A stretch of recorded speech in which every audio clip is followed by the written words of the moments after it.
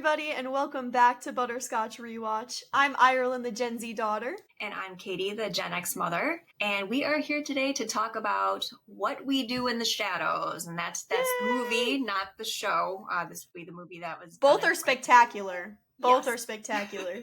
Yes, we love both of them. That's why we're doing this. And so What We Do in the Shadows was technically released on February 13th, 2015, even though it says it was a 2014 film. I know we are mostly doing 80s movies, but we felt that this was definitely a very obscure movie that not tons of people have seen, that it needs some recognition because it really is a great film.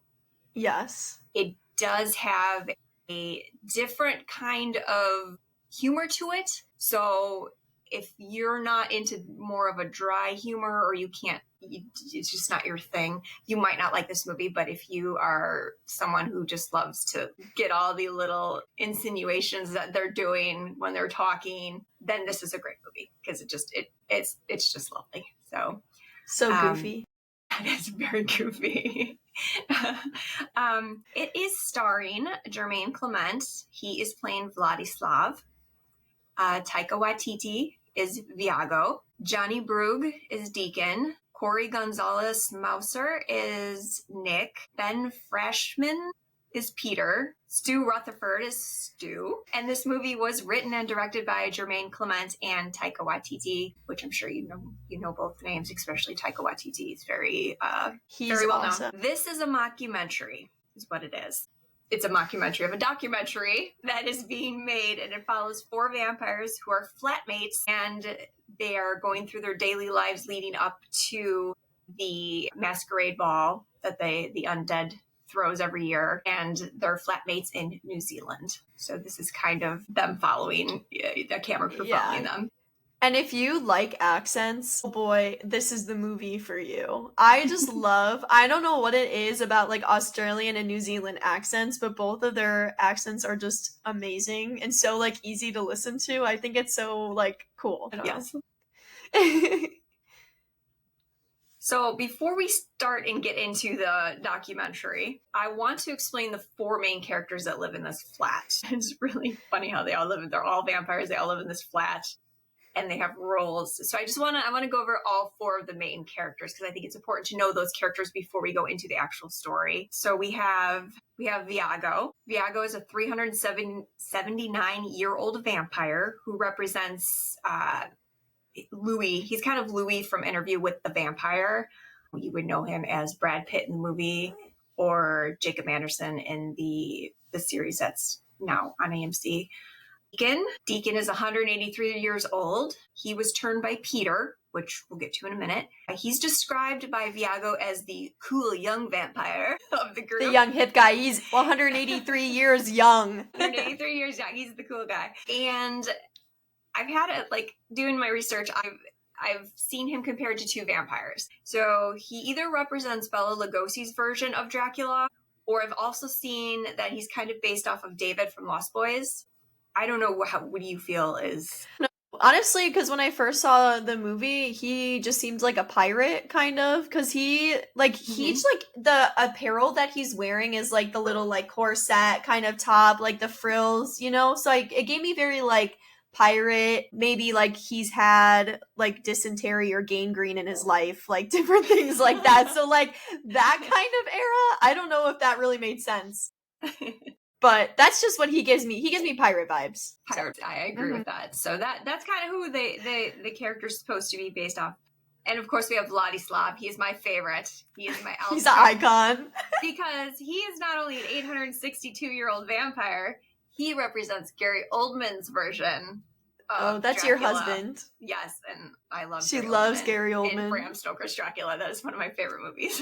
So, yes, that like when she talks about Gary Oldman, that's always like the peak. It's so funny. And me and my brother are always like, oh my god, Mom, stop. Like he looks amazing in that movie. Because we know Gary Oldman, like me and my brother know Gary Oldman from, he's in The Dark Knight, right? Mm-hmm. Like that's what we know him from, is like the guy, like the older guy with the mustache. So we're like, Mom, what are you talking about? Old. Right? Yeah, and your dad gets jealous, I think, because of my love for Gary Oldman. Yeah. And then our last vampire is Peter. He is 8,000 years old. He's going to represent Count Orlok from Nosferatu. And he looks exactly like him. So it's those are amazing. our 4 guys. Yeah. And Peter, what a personality. Just outstanding. He's so outgoing. No, yeah, a man of so many words. Many words. He just, what an icon. I don't know. But I remember I had to watch, like, I was in a film class in college, and one of the movies we had to watch was Nosferatu, and literally the exact copy and paste from the original Nosferatu, like the old black and white film. This is Peter. Like, they did an amazing job of doing that. Yes. Iconic. Anyways, so as all good mockumentaries or documentaries start, they start with an off-screen or an on-screen text here. So it says, every few years, a secret society in New Zealand gathers for a special event, the Unholy Masquerade, which we will get into in a little bit. In the months leading up to the ball, a documentary crew was granted full access to a small group of this society. And the beautiful small group that we have is our lovely 4 characters that we just introduced. Yes. Yep. So funny. And then after that on-screen text, we see a alarm clock go off, like the old school, Gen Xers, the brown alarm clock that everybody had, that clock. And you hear it beeping or buzzing, and you just see a hand come out of a coffin trying to like turn it off. Okay. And then it cuts back to on-screen text. Yeah. And it just says that each crew member wore a crucifix and were granted protection by the subjects of this film. Just in case you were worried for their lives, in the mockumentary. And then it cuts back to the coffin. So the coffin opens and it's Viago. And he tries to rise, from the coffin. And as he's rising, he gets stuck, and he looks at the camera, and he's like, goes up more. Yeah, he's like, don't worry about me. Yeah, he's like, I'm embarrassed, it's fine. It's like he ran out of gas. He's like, right.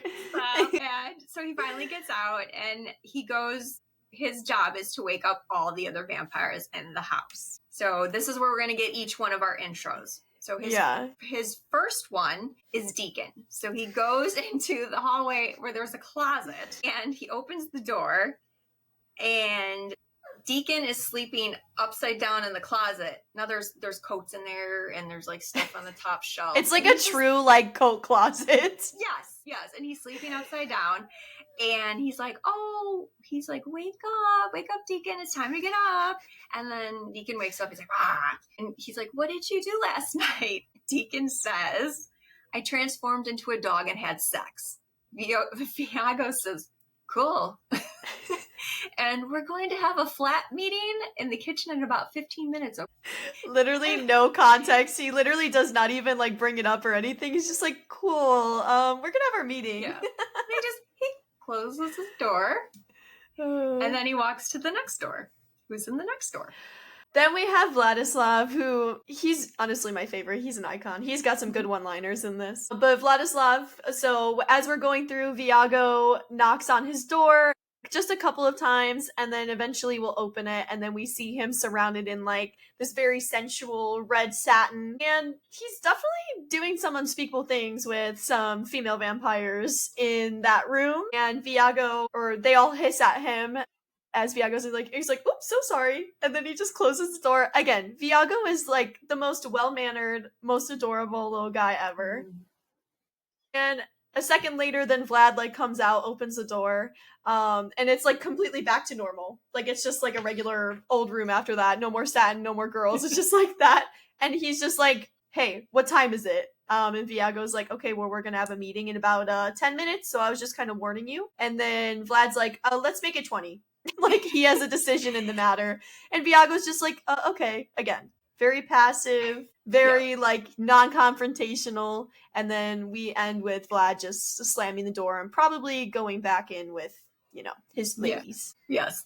And then Viago's carrying a chicken in a burlap sack, and he goes and he heads down to the basement. So the basement is one of those like doors on the floor that you pull up, and then it's got the steps down. So he goes down into the basement, and with the chicken, he puts the chicken down, and there's a big slab.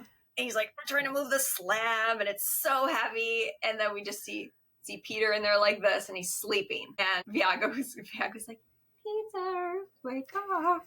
Peter, Peter. And he's like, it's time to get up.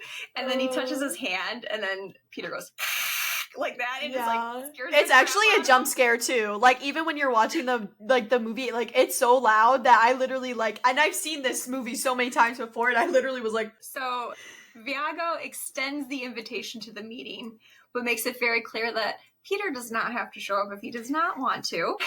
He looks down, and he's like, it looks like there's a lot of stuff on the floor, Peter. And he looks at the floor, and he's like, is that a spinal column? Yuck. He's like kicking things around. There's skeletons, there's bones, everything's all over the place. He's like, I could bring a broom down here so you could sweep up the skeletons. And then Peter hisses at him again, and Viago just like throws the chicken in with Peter, and he like closes the door and slams it, and then he goes back upstairs. So let's make it clear. Yeah, Peter is not doing any chores. There is actually no way that Peter is doing any chores.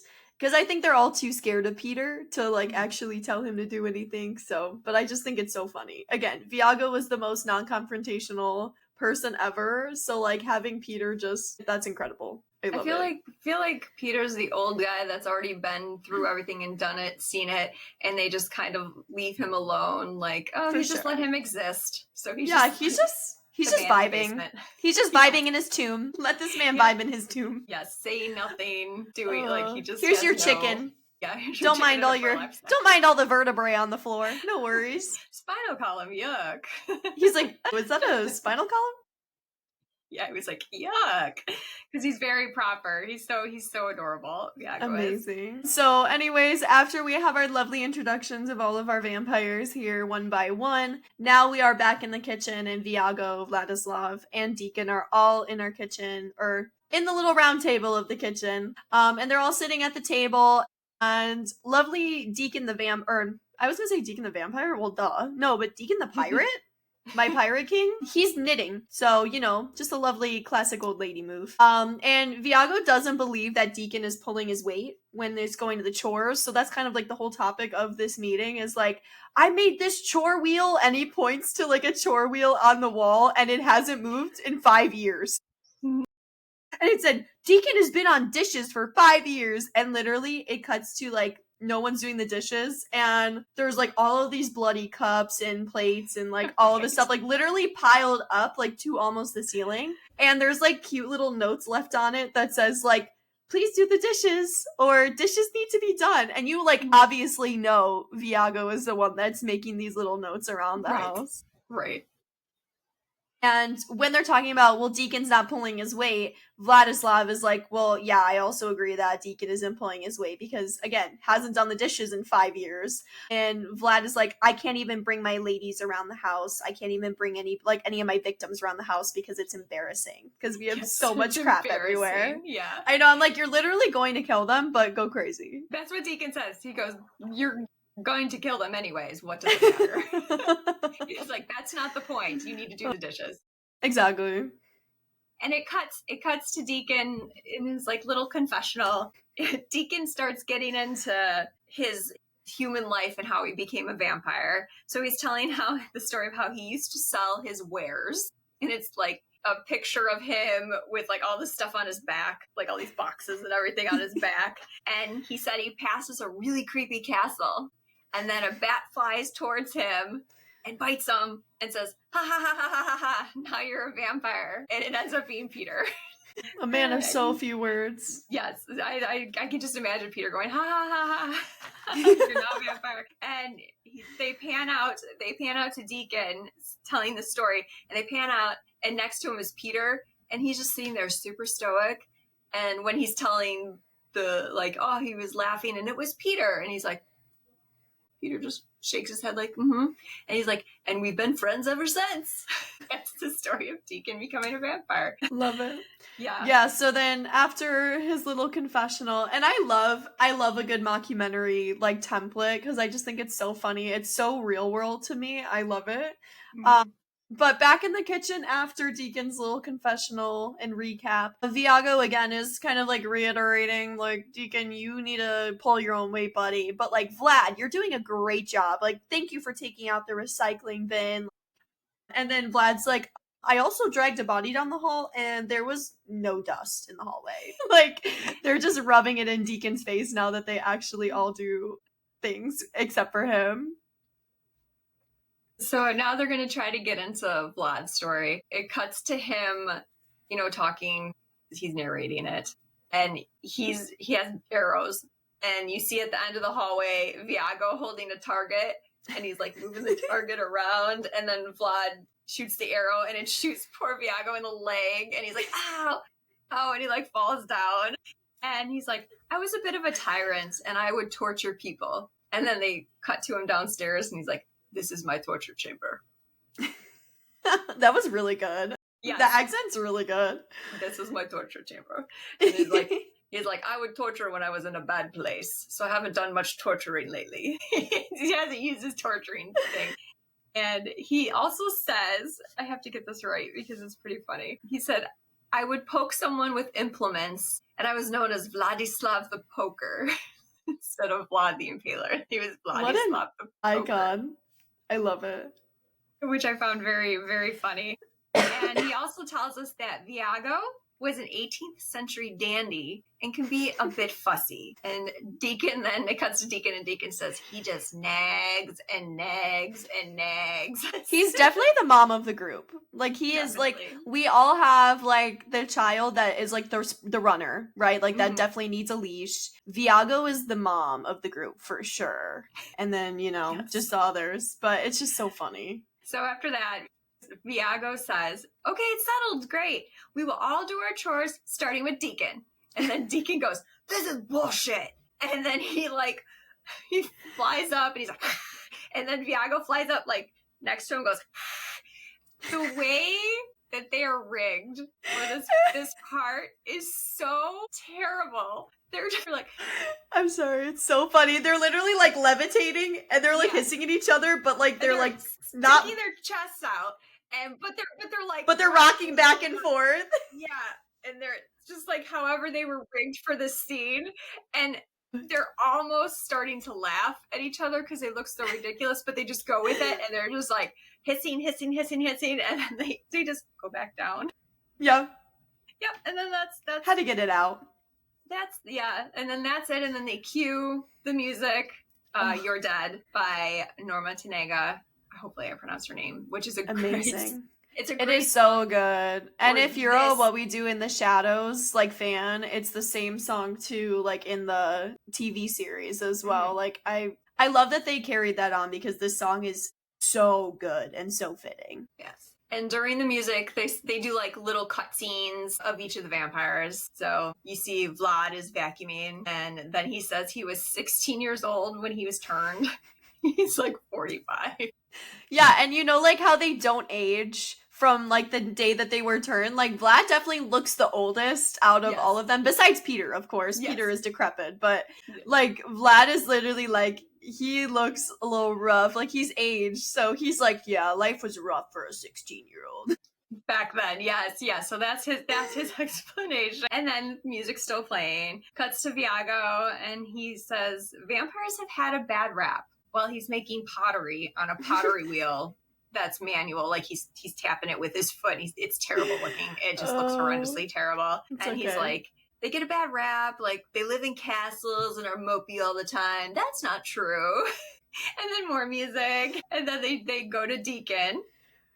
And again, these last two, it was like, wow, this is so, like, especially with Viago, like, he's just so lighthearted. And then Deacon just goes, I was a Nazi vampire. What? So he was a Nazi vampire in a secret vampire army. And he just goes, I don't know if you guys knew, but the Nazis lost the war. Like, what? It's 2015, sir. This is in the school books. Okay? Can we figure this out? He was like so nonchalant about it. He's like, oh, just, I didn't know if you knew, but... And he's like, well, back then, if you were a Nazi and a vampire, there was just like, no way. I had to get out of there. And that's where the song ends. Like, that's the clip that we end on. And it's so... Deacon is so funny. Yeah. They all are. And we go back to Viago.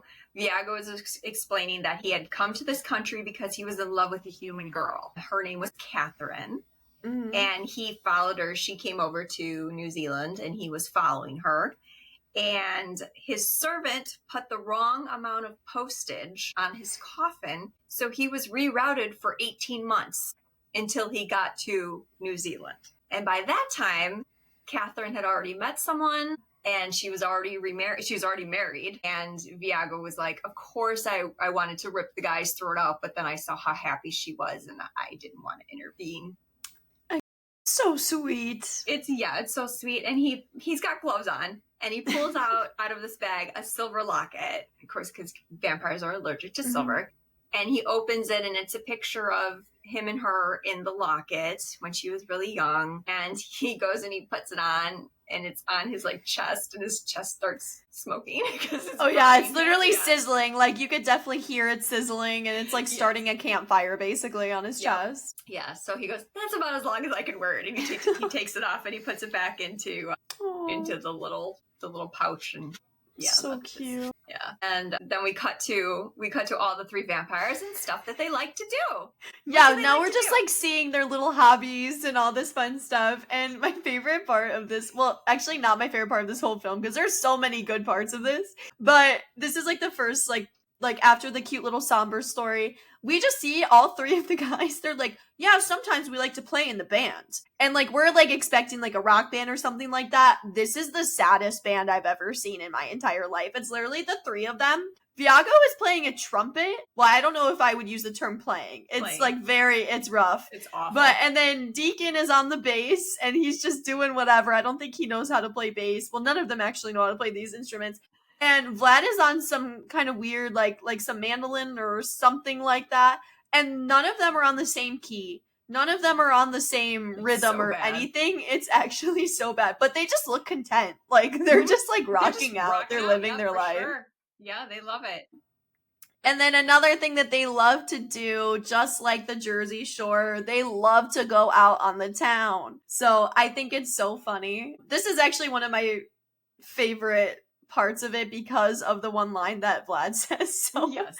As they're getting ready to go out in the town, again, they're like wearing their little pirate blouses and like the little frills and all that stuff, right? And they actually have to rely on each other to actually see how they look, because vampires don't have a reflection. And I just love when they do this, because Viago like is like, yeah, see, vampires don't have a reflection. He's like, ooh, floating teacup, and he puts a little teacup in the mirror, and like it's just the teacup obviously in the mirror, the reflection. But I love like the directing of that, like how they were able just to show the teacup and like not Taika Waititi, which was cool. But as they're going through and showing each other how they look by drawing like these terrible stick figures in the paper, Deacon's just like, well, when you become a vampire, you just become so sexy and like all this stuff. And Vlad is the one, he goes, well, we're just going out there. We have to look our best because we're trying to attract our victims. And my favorite line is, I go for the dead but delicious look. And he's so proud of himself. Going for dead but delicious. I'm like, wow, the new scent of Victoria's Secret's available. Dead but delicious. Yeah, dead but delicious. That's what it reminds me of. Yes. And his shirt is like always open. He always has like an open shirt when he goes He's very out, like, sensual. yes. Yeah. Very, very sexy, I guess. Sure. Very delicious, I guess. Dead but delicious. So they are ready to go out for a night on the town. They are all looking deliciously sexy or whatever. And they're walking the streets, and they're like, there's about 70 or 80 vampires in this town. And they're running into other vampires like, hey, what's going on? And they run into these 2 younger girls. They look like maybe, I'd say like 11 and like 14 or something like that. For sure. Because they say when you get turned into a vampire, whatever age you are is what you stay. Mm-hmm. Both these girls were turned when they were young. And Vlad's like, what you doing tonight? You going to kill some people? And the one girl goes, we're meeting up with a pedophile. Yeah. So they at least they're using their power. Yeah, at least they're using their powers for good. Honestly, I'm okay with that. Yep. And as they're walking, they're trying to find a place to go to, and they want to go to this one club called Boogie Wonderland, but it's a human-owned nightclub. It's supposed to be the coolest nightclub, and they can never get in because they have to be invited in. And when they try to get in, the bouncer's like, no, No, because obviously the way they look, they've got their blouses on. They just do not fit. They're setting sail on the Santa Maria in about T-9 hours, so. Yeah. So Deacon suggests they go to the vampire bar. Let's go to the coolest place. He thinks that's the coolest place, is this vampire bar. So they get into this vampire bar. It looks like a VFW hall, like with the bar and then like some seats and like maybe one or two pool tables. And there's maybe 3 people sitting down and there's 3 people dancing, and it's the 3 vampires. It's Viago, Vlad, and Deacon are dancing and it's like it's so dead in there. It is just like, it's so embarrassing. And as Deacon is talking to the crew, the camera crew, we see from behind his familiar, who is Jackie. She comes up to him and sits with him at the booth. And he's obviously, since she's his familiar, he's promised to turn her into a vampire eventually. It's been quite a while. So she's getting very like frustrated, it seems. And he tells her, I want to plan a dinner party. So go ahead and plan a dinner party, find some virgins. So, we can have this nice dinner party. And then she's like, okay, a couple of virgins, got it. She's making a list of everything that they need. And she goes, well, so when are you gonna, it's been a while, when are you gonna make me a vampire? And he just literally ignores her. Basically was like, talk to the hands. Yeah, he doesn't have any intention of turning her anytime soon. He just ignores her. Yeah, he only uses her and ignores her. And he's like, get out of here. And then Jackie leaves and you're like, poor Jackie. I know. Because she's just like, she's adorable too. And she reminds me of Viago in a lot of ways because she's so, I don't want to say non-confrontational, but she's just people pleaser, and I just, if that's something that she really wants, like, she shouldn't have to be going through the ringer for all that, but it's okay. Yeah. She's amazing. I love her. So as we are kind of going out from there, Viago has brought home a date from our club. And again, he's so adorable. He's so cute. And like, he obviously is planning on, eating her or sucking her blood. I don't know what the proper term is. So basically he's like, I want to make their last moment so special and blah, blah, blah, blah. And like cut to him literally like starting up a conversation with her, like, oh, what do you do for work? And like all this stuff. And as she's talking to him, he starts like setting down newspaper on the floor and like putting towels down and stuff like that because he knows like he's going to like she's gonna be bleeding and stuff like that. Mm-hmm. And then he goes to bite her neck eventually, and obviously she's like, oh my god, whatever. He starts biting her and he hits an artery, so it's just spewing everywhere. And he's just sitting there, and it's so funny because it reminds me of like a water gun or like a hose or something at full blast, and the dog's like trying to like eat it, and he's literally biting the air, like biting the blood, like spewing out of her. Yes. And it's just, and then he just sits down, he's defeated, he's like, oh, now look at this mess, like it just looks crazy in here. Yeah. So he's bummed, but he's like, I think she had a good time. That was the most important thing. Yeah, she bled everywhere. Poor thing, he hit the jugular. Yeah. But I think she was happy with our conversation. I think she had a good time. Yeah, I feel like he's not very good at killing victims. He wants to do it so dainty and lovely that he ends up messing it up every time. He's like a romantic perfectionist, and he messes it up every time. So poor Viago. Poor Viago. And Vlad. So we cut to Vlad. Vlad is looking in a window. There's a woman on the couch. He's going to use his hypnotizing powers, and he's like, see me. No, nothing happens. Nothing happens. And they cut to the other vampires who are explaining that Vlad used to be able to hypnotize so good. Like he could hypnotize an entire like hundreds of people. Yeah, hundreds of people, crowds of people, no problem. But he suffered a oh my gosh, I can't talk. He suffered a oh my god, Ireland. Humiliating. What Ireland said. Hummus. Yes, hummus. A hummus defeat, a humiliating defeat by his arch nemesis, the Beast. Okay, and when he says the Beast, they show this disgusting picture of this beast that's like all like just disgusting, and you're like, oh, what is? Oh my gosh, it's the Beast. And Then Vlad is at another window, and this is a man sitting on his recliner. So he's not facing the window, but he's like to the side of the window, like that. Mm-hmm. And Vlad's like, he goes to the window, he's like, see me. See me. And then to the window he goes.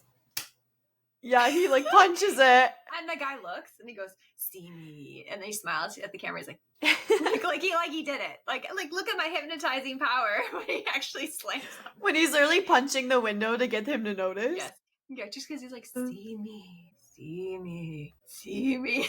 And the guy comes to the window and he's like, let me in. And the guy lets him in. And that was his meal for the day. It's so funny. Yeah. Dead but delicious. And then that line. He's such an icon. Anyways. Yes. So now cut to that. We're cutting to the dinner party that Jackie was planning with Deacon earlier in the episode, or in the movie, sorry. And Jackie arrives with her 2 virgins, and the way that she grabbed these people, I love when they cut to her, and she's like, well, when I choose their victims, I try not to choose anybody that's close to me. Girl, obviously. I would hope not. I hope you're not bringing your sister or something like that. So Nick is like her old grade school boyfriend. When they were 12. Yes, when they were 12. So, yes. And then Josephine was just like some girl that would start rumors and kind of bully her in school, when she was younger as well. So she's just got her list that she's crossing off basically with her people. So we have Nick and we have Josephine. And we're sitting at the table. All of them are sitting at the table, even Jackie included. And again, the first thing, Deacon requested them to be virgins. And there's really no real reason that they need to be virgins. But it's just funny because, again, Vlad with his amazing one-liners, they literally cut to him and they're like, well, just think of it this way. Before you're about to eat a sandwich, you would just enjoy it more if you knew that nobody fucked it. What? Literally? What? Again, he's just so out of pocket, it's hilarious. But again, Deacon's going forward and saying oh, Nick, are you a virgin? And he's like, no. And then Jackie goes, when we met you were, and he goes, yeah, I was 12. What? And then again they go oh, Josephine, are you even a virgin? And she's like, no. And my favorite part is Jackie's literally like, oh, sorry, she just screams virgin to me. I could have sworn that she was. Yep. And with their little plan, Deacon is kind of talking, breaking the fourth wall or whatever and talking to the camera crew, so this is what we like to do when we're luring our dinner party or we're luring our victims here. And he's going to, we like to give them a can of spaghetti, but instead of spaghetti, they say buschetti. He says Buschetti. Yeah, Buschetti. Buschetti. And Viago comes out with 2 just cold cans of spaghetti, like SpaghettiO cans, and he's just dumping it on their plates, and it's just, again, not heated up, no nothing. And then this is when Deacon kind of starts to try to use more of his hypnosis powers. Mm-hmm. Yeah. And the Buschetti. I can't get over this. I know, the Buschetti is so funny. So Deacon goes to Nick, he's like, hey Nick, how do you like eating worms? And then Nick looks at his plate and it's worms. And he pushes it away. He's like, what the hell? What the hell? And he's like, it's just Buschetti, and he looks and it's back to the spaghetti. And then Deacon on the side, in his little confessional interview, he goes, we learned that from Lost Boys, that trick that they did with the you're eating worms or whatever, and it was the noodles. So he was very proud of himself that he was able to do that. And, so Nick is like, I'm out of here. And he tries to get out and everything's locked. The doors are locked. The windows are locked. He's running everywhere. And he's he runs into different things. Deacon is down one hallway. Vlad has turned into a cat, but he has the face wrong. It's his face. He can never get the faces right. Right. They said he used to be a really great transformer as well. He could transform to anything, but since the Beast, he has been having problems. He can never get the faces right. So it's literally his face. And he's like, wow. It's so good. Nick's like, what the hell? And then he runs past the kitchen, or not the kitchen, the dining room, and he sees Viago literally eating Josephine, but it's spraying everywhere because he can't. This poor man. He keeps hitting these arteries. Yeah, he's like trying to get it all in his mouth. And then he looks out the window and he sees Jackie in her car like leaving. She's like, sorry, Nick, sorry. And Nick's like, what the hell? So he finally gets out.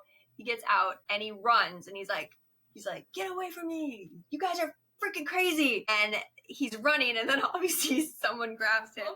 Poor guy. Who let Peter out? Like they're basically like, oh no, it's over for him. Peter got him. And they're like, oh no, not Peter. Peter got him. And they're like, oh, poor guy. Because, you know, and because Peter, again, he's more animalistic with, like, his, like, because, you know, you have Viago, and he's setting, like, the place setting and everything like that. He's very, like, theatrical with that.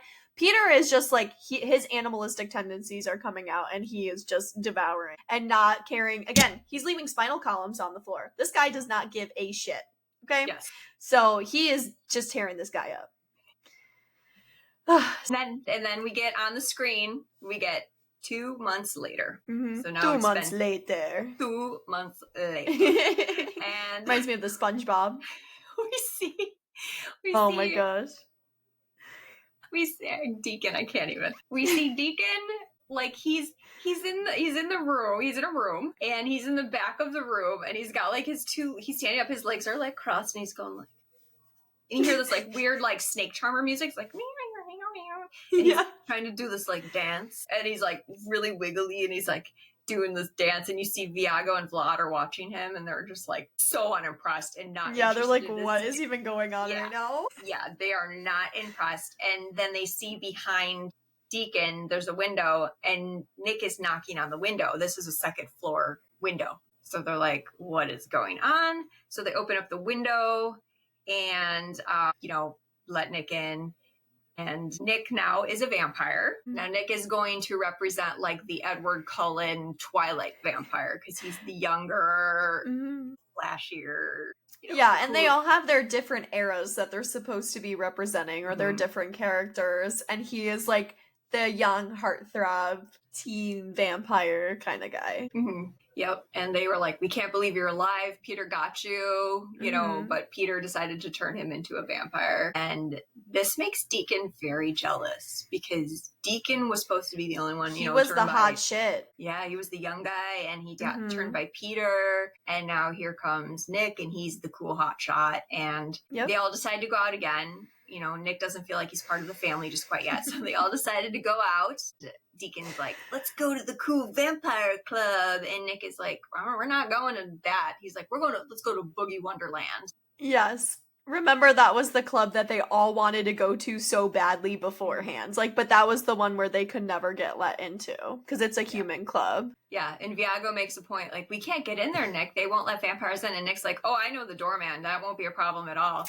Exactly. And Nick brought a friend with. This is when we meet literally the most unproblematic man I've ever seen in a film. Stu. He's amazing. And Stu does not have any knowledge that he's hanging out with vampires, minus all of the frills and the floating and all of this stuff. Like, they kind of, I don't want to say brainwash him, but they kind of like pause when he can actually see like them doing vampire things and all this kind of stuff. So he is unaware that he's hanging out with a bunch of vampires. And when they introduce Stu, again, he's like the most like generic little boring man ever. They're like, oh, Stu, what do you do for work? And he's like, computer stuff. I work with computer databases, and that's pretty much it. And like, again, he's a man of very few words. Like, he just is so unproblematic and agrees with everybody, and he's just amazing. So again, they all get into Boogie Wonderland because Nick knows the bouncer. Again, Deacon, he used to be the hot shit. Everybody wanted to be with him, but now he's not anymore. And the best thing about Nick is that he has only been a vampire for 2 months, and even before they went to the club, he literally was trying to get in this window when he like knocked on the window to interrupt Deacon's, arousal dance or whatever the hell he was doing. Yes. It took Nick literally 45 minutes to like stop floating a certain way and to like shimmy into this window. I think it was just like 1 minute of silence in the mockumentary of him trying to get through this window. It was very funny. I love how they don't hide the fact that the way that they rig the actors to float, They give zero shits because they're like, it's so good. We don't care. Like, they know that he's floating terrible and he's not floating. He's like, they're like rocking back and forth and like doing just erratic movements. Like running into the window when they try to go forward. He's like, yes, it's just they are very, zero fucks given. So no, literally, it's just great. I love it. So as they're walking home from the club, who do we run into? We walk right by some werewolves, and Vlad's like, some shit's about to go down. So they're like walking past each other, and of course, Deacon has to take a cheap shot. He's like, watch out so you guys don't catch fleas. And then one of the werewolves is like, what's that, mate? And Vlad goes, keep walking. And Deacon's like, why don't you smell your own crotches? And one of the werewolves goes, we smell each other's crotches as a form of greeting. He's like, actually? Yeah, trying to justify it. And then one of the werewolves calls Viago a slur. I mean, you could only imagine, they said Viago's like a dandy, so it's a slur I'm not going to repeat. And the alpha werewolf is Anton, and he's like, whoa. He's like, we don't swear. And he's like, what are we? And the whole pack goes, we're werewolves, not swearwolves. Yeah, and they're all just like hanging their head. Yes. We're werewolves, not swearwolves. Yeah. So that they've had this conversation before. And then they walk past, they get like, some of the werewolves are like, I'm gonna turn. And he's like, calm, find your center. It's not worth it. It's just very... Find the light in the world. Yeah, find your center. Like, all of this funny stuff. Yes, Anton is very, very calming. He's not like that. He does not look like an alpha. No. He's like this small... Just a regular Joe. Just a regular guy that would work at like he'd be a greeter at Walmart or something. And for sure. Like, he's definitely folding jeans at the Old Navy. Like, he just looks so sweet. Yes. But he's just so calm with these other werewolves that are just ready to fight. And after we walk past that, Nick has decided that he's going to tell Stu that he's a vampire. He doesn't know how he's going to react. He may hate him, but he needs to tell him that they're all vampires. He tells Stu. Stu takes it very well. He's like, okay. He's like, okay, nice. Yes. And all the other vampires really like Stu. Love him. I think Viago says, at first I was going to eat him, but then I really got to know him and I really like him. And Stu is, he is a computer guy, so he's gonna make their flat better in a little bit. But in the meantime, Nick is talking to Peter. He's having a hard time with Peter, saying, please do not eat Stu. Stu is a vegetarian, and there is no way he could eat an animal or a human because he's a vegetarian. And then Peter's like, yeah. But I think it's just because I think Peter likes Stu too. I think everybody just loves Stu. And I think Nick is going to end up starting to get a little jealous because Stu is the guy. I mean, he's the new blood. He's the new guy. And he's just a human. And he starts hooking up computers. He hooks up like cell phones for them, digital cameras, which are very important because they can take pictures of them. They can take pictures of themselves with their outfits on, so they can see what they look like in their outfits instead of someone drawing a stick figure. Yeah, like, this is what you look like. Here, like, okay. This is what it is. Yeah. So very excited about that. He hooks up televisions. Viago, he uses Skype to see if his old servant Philip is alive. Philip answers the phone. And he's like, Master, you look the same. I'm so old. The guy's like 90 years old. I mean, this poor Philip is definitely, he's like, Viago, you look the same. Master, you look the same. And he's like, tells him, he's like, oh, how is Catherine? Did you find her? And he goes, well, actually, you put the wrong postage on my coffin. He's like, what? He's like, you put the wrong postage on my coffin. You did it wrong. And he goes, when are you going to make me a vampire? You promised. And he goes, okay, that's enough. Bye-bye. And he like closes the laptop and just... Bad reception. It's so funny. Which is really, really cute. So then we have a few cutscenes now. So now we're doing like a few cutscenes of what these vampires are kind of doing. Yeah, just a little montage. So we first see Viago, and he is just hovering outside of a window at a retirement home, and we can only believe that it's Catherine that he is kind of longing for. And he's just so sweet. He's just like looking at her and just like checking up on her, making sure she's okay. Very cute. And then we cut to Nick, who is like the very opposite of Viago. And Nick is literally telling every single soul that he encounters that he is a vampire. Especially because in that era, Twilight was still so big because, there's like 15 movies. So he's like, specifically, like, I'm definitely the vampire from Twilight. So then, of course, like, he's trying to get girls and whatever and all that. And obviously, the other vampires are not very happy with him because they're not supposed to be telling people that they're vampires. Only Stu. Only Stu. Stu's okay. Stu is like the get out of jail free card guy. Like, yeah. Just because everybody respects him and loves him. And again, it cuts back to Nick, and he's just like at one of the clubs that he's at, probably Boogie Wonderland, and he's just talking like, again, I'm a vampire. And unfortunately, one of the guys that he's talking to is like, he just goes, "Oh, you're a vampire. I'm a vampire hunter." Like, okay, like, and I feel like Nick thought that he was joking, but he's just like, "Oh man, you're a piece of shit." Yeah, fucking piece of shit. And he like pushes him like a buddy push, like, and he's like stumbling out of there because he's drunk. So. Oh, for sure, wasted. Yeah.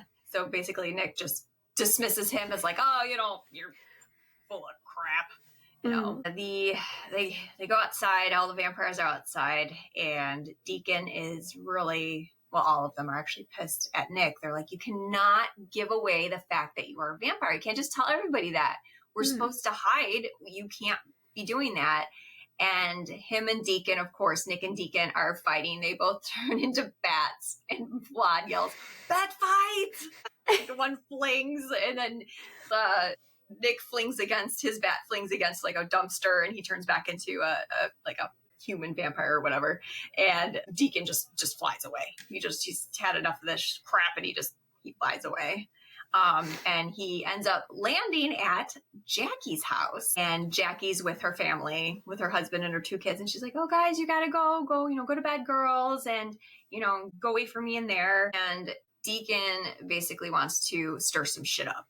So he's telling Jackie that Nick is a vampire. So first Jackie thought Nick was dead. And then she learns he's a vampire, and Deacon says, "Oh, he took your spot. Mm-hmm. So now you've been pushed back, and I'm going to have to maybe penalize you maybe 10 more years because of what happened, because you're the one that picked Nick, and it's your fault that all this is going on." And poor Jackie. I feel so bad. She's been cleaning up blood and all these bodies and burying bodies and for years and years and years. And Deacon just could give 2 shits about her, which is really crappy. And after he tells her, I'm going to maybe have to penalize you for 10 years, he leaves, and we cut to Jackie, and she says, "If I had a penis, I would have been bitten years ago. Girl, you ain't wrong." Girl, you are not wrong. No, she is not wrong.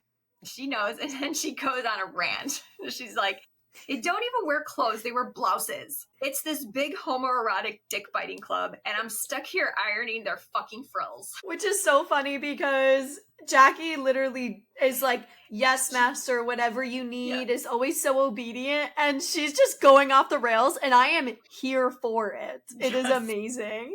As she's ironing the frills, because she holds up, she's like, as she holds up, it's like the Jerry Seinfeld pirate shirt. A pirate shirt, but I don't want to be a pirate.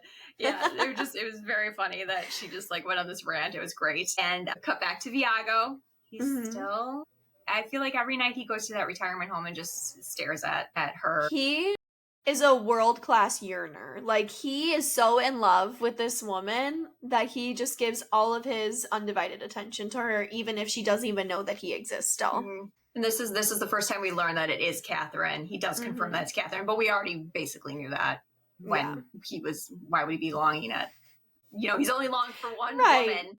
So we knew that it was Catherine. Yeah. Now, cut to a crazy scene. So it just says a few days later, right? And it cuts to chaos in the house. So we hear just absolute screeching coming from the basement where Peter resides. So the boys are obviously all hurrying, opening the basement, and Peter is on fire, and he is like sprinting around, running, like going absolutely AWOL because this man is on fire. And Vlad, you know, he's just doing his best. He's running and getting water from the kitchen, and then of course, as he's running, all of the water's like spilling out of it. And then he pours whatever was rest on Peter, and it doesn't really necessarily help with the fire because he's literally bursted into flames because of all the sunlight. And Viago's like, get out of the sunlight, all this stuff. And then Vladislav eventually closes his door and he goes, it was too late for Peter. Like, it's too late. Too late. Yes. Too late. So they basically, yes, they just cover him back up and they just let him burn to death, which is just so sad. And as they go, like, later that evening, obviously they have to go see, like, what the heck caused this in the basement, right? Because Viago is always so firm and so, you know, receptive of making sure all the windows are blocked and all of this kind of stuff. And when they go back to the basement, they see that it wasn't necessarily Peter's fault. Like, he didn't open a window or anything like that, but there was a vampire hunter that broke into their basement because they just found a dead vampire hunter there. And we know it's a vampire hunter because that is the same guy from the nightclub that Nick was talking to that said, like, oh, well, I'm a vampire. And the other guy was like, oh, no shit, I'm a vampire hunter. And it was that same guy. So now we know that he was obviously a true vampire hunter, and Nick probably gave him the address and all that fun stuff. But and we just see Peter's charred body. Poor Peter. And obviously Deacon is so heartbroken because Deacon and Peter are the closest in the house. Like, because obviously Peter turned Deacon. So he just felt like a closeness to him. And Deacon's pissed and he's very confrontational. So he's chasing Nick and they're like running all around in the house and then eventually end up in the kitchen. Yep, in the kitchen. And then we hear a knock at the door. It is the police. They are there because of a noise complaint. So they let the police in, and Viago tries to, he's like, you will not notice anything out of the ordinary here. He tries to hypnotize them, and he goes, I'm not a very good hypnotizer. I don't know how long it's going to last. So they're hypnotized to not see anything out of the ordinary. And this was so good. So when they go into, where do they go first? They go into the kitchen. So Nick is crouched up in the corner of the kitchen, the very top corner, just like he's like flying. So he's just like crouched up there. Deacon is trying to fly towards him, but Vlad has his leg and he's like on the ground holding Deacon, but Deacon's like floating up towards Nick. And everybody just stops. So the police people come in and they're like, huh, do you see what I'm seeing here? And the policeman goes, yeah. And the policewoman goes, yeah, no smoke alarms. Not the one guy crouched in the corner, and all they notice is that there's no smoke alarms, and they're like, this is bad. You know, you gotta have smoke alarms. It's very important to have smoke alarms. So, you know, Viago's like, okay, we'll get that taken care of. And then they go down to the basement, and down in the basement is Peter's charred body. The vampire hunter, Peter got to him and turned his head around. So his body's upright, but his head is backwards. So you just see his hair. And when the cops come down, they're like, oh, this is, you know, they're looking around and they're like, what's this guy? And one of the vampires, I forget which vampire, I think it's, is it Viago? Or Vlad? It's Vlad or Viago. Yeah, it's one of them. He's like, oh, he's just drunk. And he takes his head and he turns it, and they're like, you got to get him to bed. You know, you can't leave him like this. He's gonna, you know, he could die. And they're like, okay, yeah, no problem. And then they go, the lady goes, the policewoman goes, do you see it? The policeman goes, yup. He's like, there's a whole thing of flammables right there next to a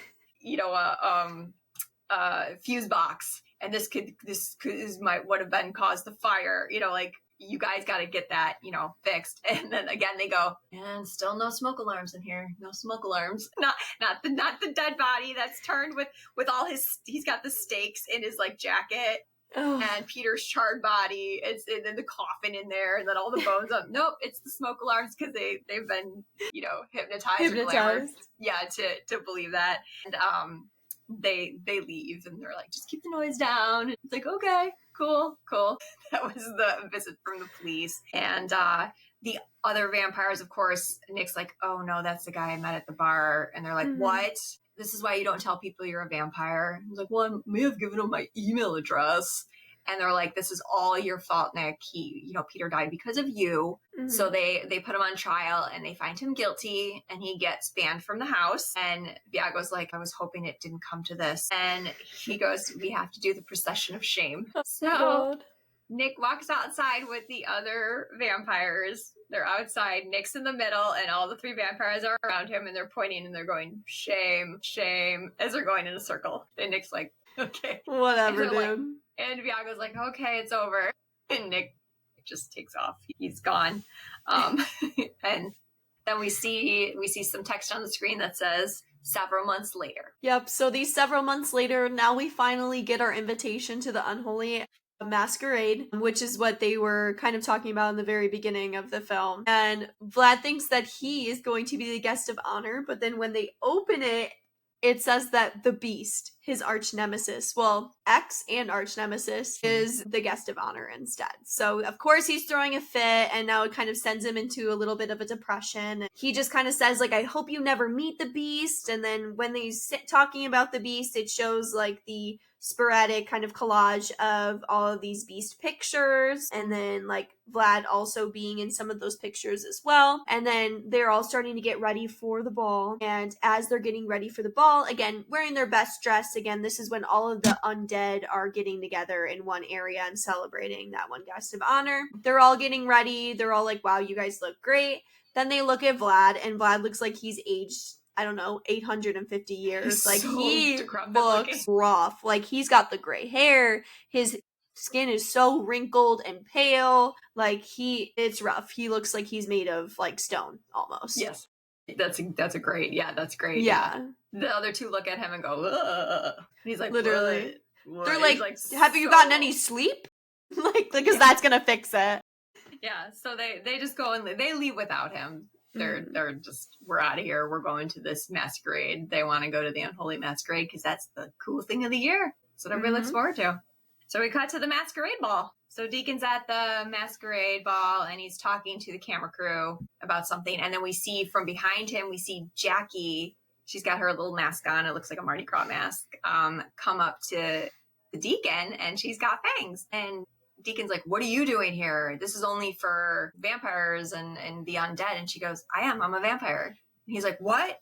Who turned you? And she said, Nick turned me into a vampire. So Deacon was like pissed off about that. And kind of later on tells Nick, like, you shouldn't have done that. That was, you should have asked me first. And Jackie's basically like, you would have never made me into this. So I don't even want to share it. Yeah. And Nick, of course, brought a guest to the masquerade ball, which it would have been terrible if Jackie was there as a human, but Stu is there as a human. And that's cool because Stu is a great guy. Because it's Stu. He's amazing. All the vampires are so excited. They're like, Stu! And they go by him and they want to talk to Stu and everything. And while they're like talking, a speaker gets up on the podium and she announces that they're raffling off a meat sack. It's $10 a ticket or a book for $45. It's literally an old dude in a cage. They're raffling off it's just this meat sack, she calls it. And the speaker then announces she wants to introduce the guest of honor. And she says, here is our guest of honor, Paulina Ivanovich. And everybody's like, she didn't say the Beast? And it cuts to Vlad, who's still old and stone looking. Decrepit. And just go. Vlad says that was the nickname that he gave her because of their intense relationship. He goes, she impaled me and said hurtful things. He's fine. And he's still mad about that. So just because of the hurtful things, most likely. And the he's still at home. And then it cuts to the Beast and she's mingling and with everyone. And she's got a new boyfriend. I forgot what his name was. It was like, what was it? Julian. Julian is her new lover. This is my lover, Julian. And he's this like really gross looking vampire. Yeah, Looks he's like not boiled. it. Yeah, he's got like a hunchback and he's got like boiled. He almost looks like the Hunchback of Notre Dame kind of, For sure. but in vampire form. And she meets Stu, and she's talking to Stu, and she's liking Stu, and she's great. And then Viago lets out that Stu is a human. So of course they want to eat Stu because he's a human, and that is their right. That's the right. If you bring a human to the masquerade ball, then they can be eaten. And the other vampires are like, we got to get him out of here. We got to get Stu out of here. The Beast announces to everybody that they brought a human and they're not even allowed to eat him. She's like, everybody, they brought a human and we are not even allowed to eat him. And she's very pissed that they can't eat him. Mm-hmm. So everybody, the zombies, they're all like, what? So they're going and they're closing in on Stu, and they're like, we got to get you out of here, Stu. And so the Beast goes, Stu, what do you do? And Stu goes, I'm in computers. And then she yells, he is definitely a virgin. And then they close in on Stu because now he's like a virgin human, which we all know what Vlad said about human virgins, why they're better. And as they're closing in, somebody yells, stop! It's Vlad, our Lord and Savior here. And he's, halting it and keeping it to a stop. And he basically gets up in the Beast's face and says, no eating Stu. Because, again, they all love Stu. They dedicate his life to Stu. Stu helps them out with so many technology things. And he's just a good person overall. So then this is when Vlad and the Beast kind of get into it a little bit. Yeah, so we cut to Vlad again being, not his old decrepit self anymore because he's back in the masquerade here. Again, after he says like, hey, no eating Stu, and the Beast is just kind of looking over like, who the hell are you all of a sudden? Like, what the heck? And then they kind of have this encounter where it's just like, Vlad's just like, have you forgotten your former lover so quickly? And then the Beast is literally like, Georgie? And Vlad's like, no, not Georgie. I'm like, girl, how many lovers have you had, girl? And like, you know what? No, I was saying no judgment here, but it was just funny that she said another man's name. Yeah.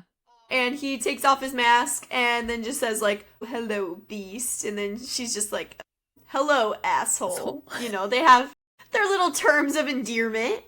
And then she basically is like, don't call me Beast. And then what does he say? Don't call me asshole. You're not eating Stu. That's right. Basically, point made, you're not eating Stu. You're not eating Stu. Those are the rules. And what are these cameramen making a documentary about a secret society? And Vlad goes, well, you can't eat Stu or this camera guy or this camera guy. Maybe one camera guy. Well, maybe one. Maybe one camera guy. And Vlad starts fighting the Beast's lover, which is Julian. And up from behind comes Stu, and he impales Julian, with I think it was a flagpole. And, everyone's just horrified, and they run out of there because obviously you can't kill a vampire. That's bad. And that might be a big no-no at the Undead Masquerade. Yes. A meat sack killing one of the vampires. Not the meat sack. Not the meat sack.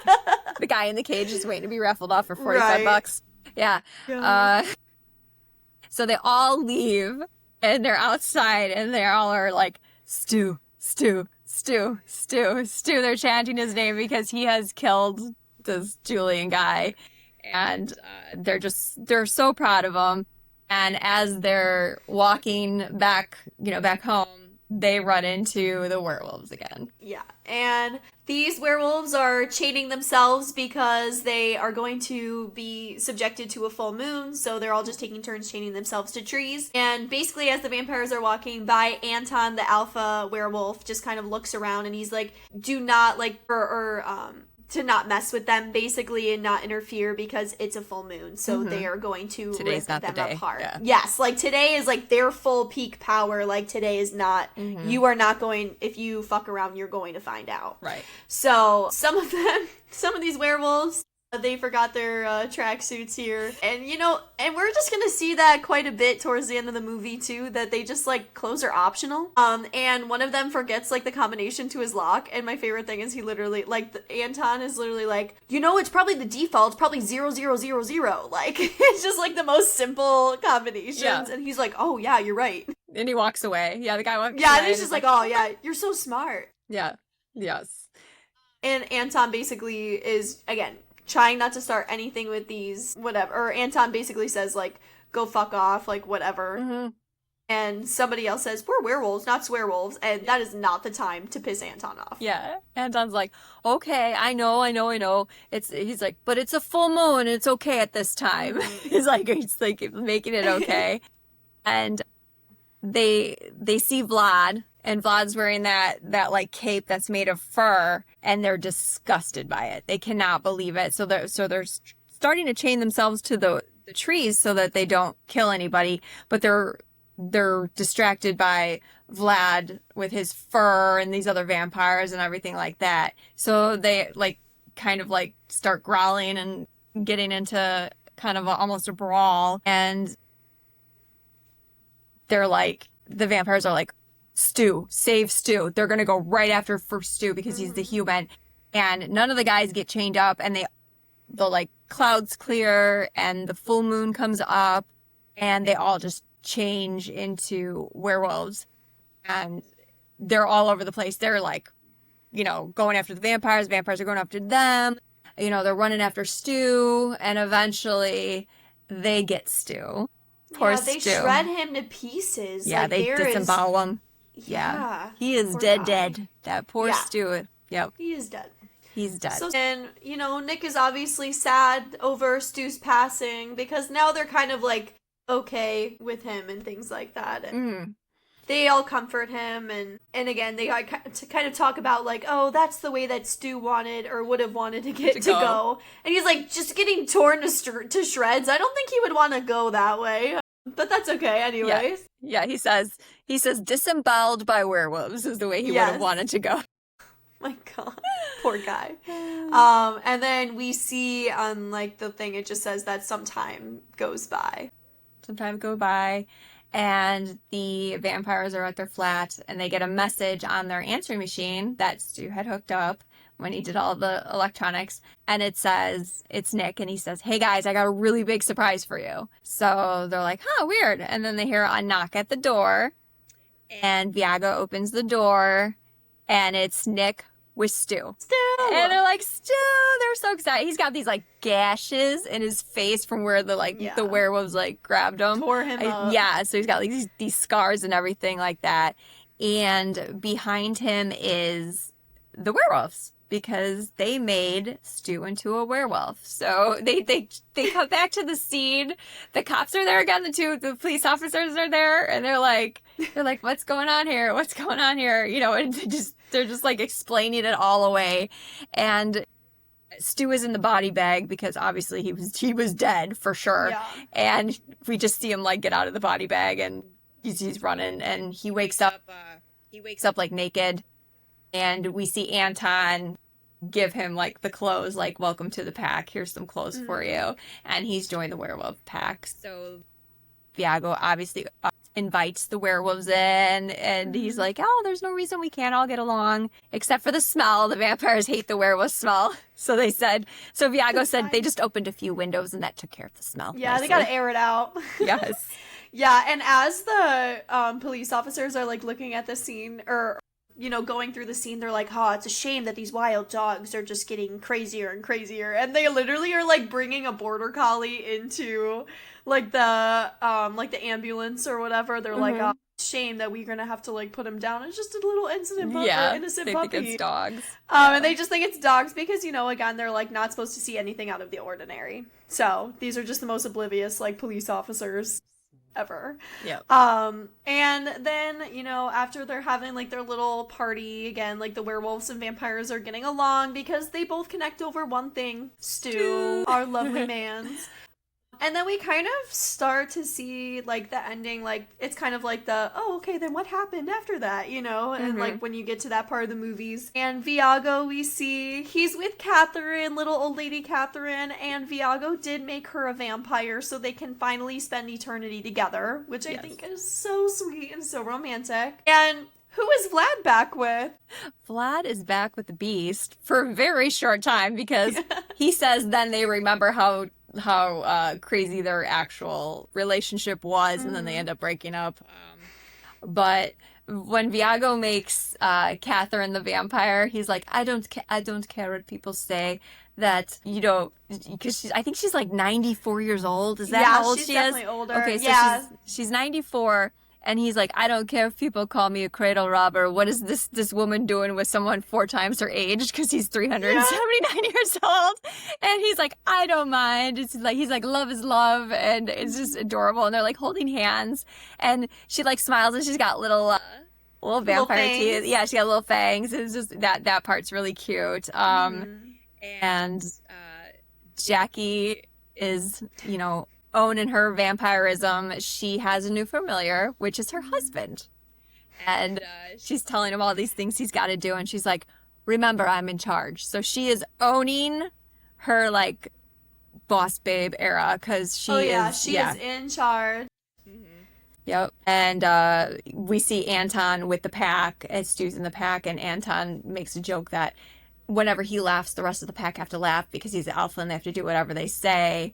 And one of the werewolves laughs, and they're like, what are you laughing at? He's like, I don't know. And then Stu laughs, and he's like, what are you laughing at? He goes, I was just laughing because everybody else was doing it. And Anton goes, exactly. And then the credits roll all the way to the very end. And what is the last credit scene? So the last credit scene, it's Deacon. And Deacon literally is in front of the camera and he says, you will not remember this movie. He's like, to remember this movie. Yes, it's so good. And that's how we end it. Yes, that's it. It ends awesome. Yeah. Yeah, very, very good movie. Some of the things that I learned, obviously most of this I get off of IMDb. I try to kind of cross-reference it with other things, you know, just to kind of make sure it's the truth. And besides that whole who Deacon is based off of, everything seemed to match other things. The movie has about 125 hours of footage.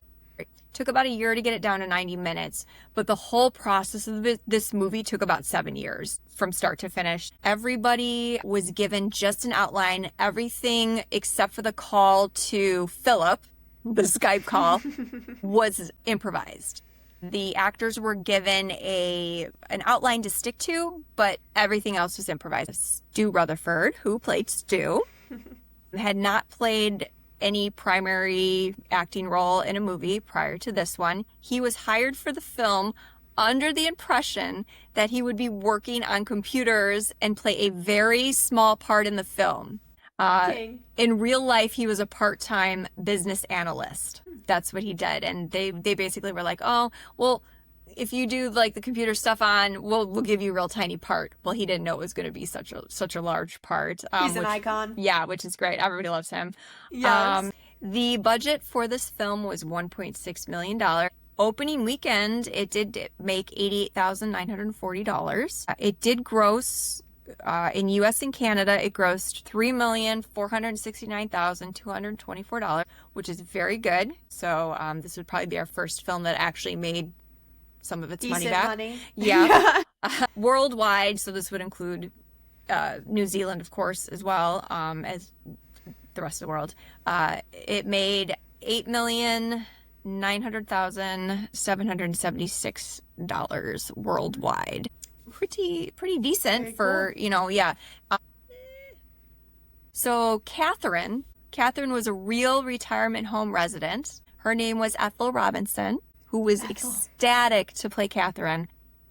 She was so thrilled about it that Jermaine Clement even made her tiny little fangs that she could put on her dentures. That's so cute. Yes. And those are the things that we see? Mm-hmm. Adorable. And the prosthetics that they used, they got from Peter Jackson. It was unused prosthetics, and stuff from the Lord of the Rings, like stuff that was like, oh, it's a crooked ear, we can't use that in the filming of Lord of the Rings. This wasn't used. These furs we don't need. So that's where a lot of that came from, was Peter Jackson. He was like, yeah, hey. that makes sense because they filmed like The Hobbit and Lord of the Rings in New Zealand, I'm pretty sure. So that's very cool. Yep. The film ended up having 2 spin-off TV series. One, of course, is what we do in the shadows, which is the same concept, but it follows vampires in Staten Island, New York. And it is if you have not watched that, good. you absolutely need to if you like this movie. That's what my shirt is from. Yes, it's so good. Jackie Daytona. Great guest stars, and it's oh my gosh, great. yes. Yeah, great show. And they also had Wellington Paranormal, which was also a mockumentary. And that was using the 2 officers that were in the movie, of them doing all this paranormal work and dismissing everything as like, oh, it's normal. Like, they're like, no, there's literally a ghost floating. Oh, well, it's just somebody's curtains or something, or just... No smoke detectors. Yep. And then, of course, the main song is You're Dead by Norma Tanega. Queen. It's perfect for this film. They couldn't have picked a better song for that. So, so that is What We Do in the Shadows, the movie from 2014. And Ireland, do you want to tell everybody what we're going to be doing next? Yes, so next week we are going to be covering The Haunted Mansion with Eddie Murphy. Mm-hmm. Yep. Literally I love that movie. It's amazing. Yes. We know we're a little bit behind on this episode, so we will make sure that the Haunted Mansion episode does come out on the normal Tuesday. And we'll get this one out as soon as possible, so we know we kind of missed a couple days. You can blame the delay on me. Sorry. It's all your fault. Life happens, so we're going to crank these out for you, so yes, I promise. We will keep on schedule. So we apologize for that if you're really expecting it on Tuesday. But we will catch up. And for sure. And yeah. So again, thank you so much for joining us for this episode of Butterscotch Rewatch. I am Katie, the Gen X mom. And I'm Ireland, the Gen Z daughter. All right, we'll catch you guys next time. Bye.